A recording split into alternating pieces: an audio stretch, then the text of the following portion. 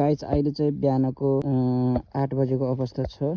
यतिखेर चाहिँ म गाई फर्ममा आइसक्यो। तपाईहरुलाई चाहिँ आजको भिडियो चाहिँ गाई फर्ममा गाईहरु कस्तो हुन्छ यहाँको भनेर म देखाउँदैछु। पोर्चुगलको गाईहरु चाहिँ पुरा रातो रातो कि पहेँलो कलरको कतिहरु छ 1 2 3 4 5 6 7 8 9 10 11 12 50 र भन्दा बढी छ कि एउटै फर्ममा डेन्जर धेरै हुन्छ कि गाई फर्ममा चाहिँ। भर्खरको बच्चाहरु पनि छ। अनि यिनीहरु चाहिँ दुध दुने अनि यिनीहरु चाहिँ बिहान चाहिँ चराउँदो रहेछ के। बिहान शीतलमा चाहिँ घाँस खानलाई यही फर्ममा यही खेतमा चाहिँ पुर्याउँदो रहेछ, छोड्दो रहेछ। अनि त्यसपछि उनीहरु घाँस खाएर चाहिँ अब कतिखेर चाहिँ दुध दुन्छ होला है। त्यसपछि उनीहरुलाई लिन आउँछ मालिकले, उनीहरुको मालिकले। मलाई हेरिरहेछ कन्छीले। नेपालको त्यो ठुलठुलो गोरुहरु जत्रो के।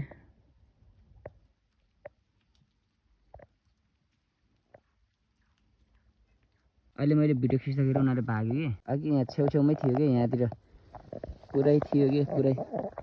यो सबै चाहिँ यो गाई फर्म हो। यो पुरै यहाँ चाहिँ घाँस उमार्ने हो। त्यसपछि घाँस उमारेर यो गाईहरु चराउने ठाउँ हो के।